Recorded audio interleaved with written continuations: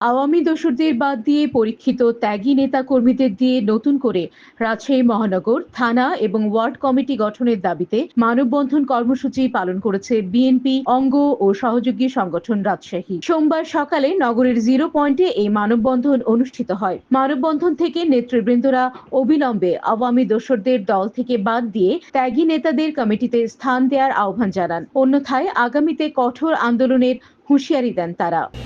যারা আহ্বায়ক কমিটিতে আছেন তারা বিগত আন্দোলন সংগ্রামে উপস্থিত ছিলেন না, তারা বিগত দিনে কোন নেতৃবৃন্দের সঙ্গে যোগাযোগ করেন নাই, তারা অতীতে কোনদিন জেলে যান নাই। আমরা এখানে যারা উপস্থিত হয়েছি এদের মধ্যে অনেকজন বয়োজ্যেষ্ঠ নেতৃবৃন্দ আছে যারা ছাত্র দলের শুরু থেকে ছাত্র দল করে এসছে।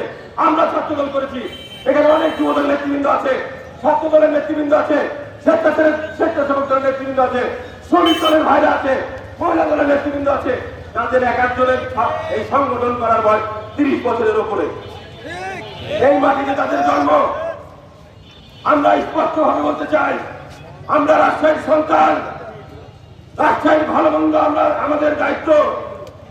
ওই শীতগঞ্জ থেকে উড়ে এসে সারা রাত মাতলামি করে রাজশাহীর নেতৃত্ব দিতে পারবেন না।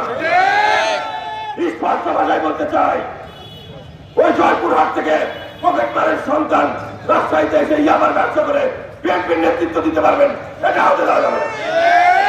এই সংগঠনের জন্য আমরা ঘাম দিয়েছি, রক্ত দিয়েছি, জীবনের সর্বশ্রেষ্ঠ সময় অতিবাহিত করেছি। এই দেশ আমাদের, এই রাজশাহী শহর আমাদের, এই সংগঠন আমাদের। এই সংগঠনের দায় দায়িত্ব আছে, যেমন আমাদেরও দায় দায়িত্ব আছে। আমরা স্পষ্ট ভাবে বলতে চাই, রাজশাহীর সাধারণ মানুষকে নিয়ে আমাদের নেতৃবৃন্দ অতীতে যেমন নেতৃত্ব দিয়েছে, আগামী দিনে আমরাও আবার রাজশাহীর নেতৃত্ব দিতে চাই। স্পষ্ট ভাষায় বলতে চাই, প্রত্যেকটি থানা ওয়ার্ডের দিকে লক্ষ্য করে দেখেন, প্রত্যেকটি কমিটিতে বিএনপির কোনো লোক নাই। হয় আওয়ামী লীগ থেকে নিয়ে এসছে, না তো অন্যান্য সংগঠন থেকে ভাড়া করে বিএনপি সাজানো হয়েছে।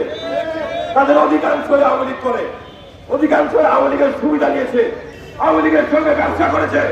তাদের নামে কোনো মামলা হয় না। আজ তারা তাদেরকে নিয়ে এসে বিএনপির সামনে হাজির করা হচ্ছে। স্পষ্ট ভাষায় বলতে চাই, যে কমিটির মেয়াদ শেষ হয়ে গেছে, সেই কমিটিতে রাজশাহী বিএনপি চলতে পারে না।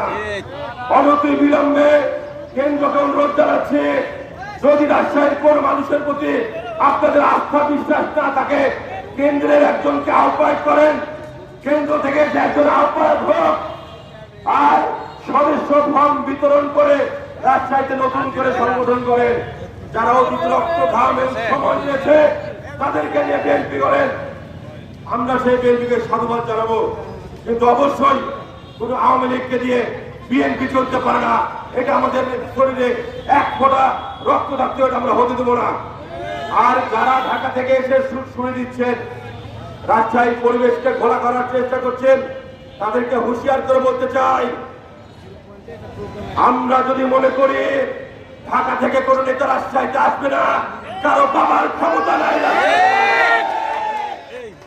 আমরা যদি মনে করি এই অসর্ব কমিটি, অযোগ্য কমিটি রাজশাহীতে কোনো প্রদান করতে পারবে না, অবশ্যই কারো ক্ষমতা নাই।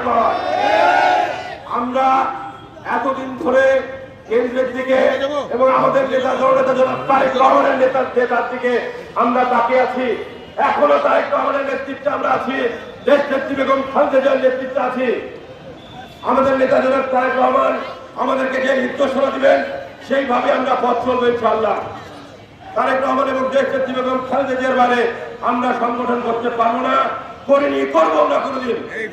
মানববন্ধনে উপস্থিত ছিলেন রাজশাহী মহানগর যুবদলের সাবেক সভাপতি আবুল কালাম আজাদ সুইট, জাতীয়তাবাদী মহিলা দল রাজশাহী মহানগর শাখার সভানেত্রী অ্যাডভোকেট রওশন আরা পপি, মহানগর যুবদলের সাবেক আহ্বায়ক আব্দুল কাদের বকুল, সাবেক সিনিয়র সহ সভাপতি মাইনুল ইসলাম হারু, 25 নম্বর ওয়ার্ড বিএনপি সাবেক সভাপতি আখতারুজ্জামান টেনি সহ আরো অনেকে।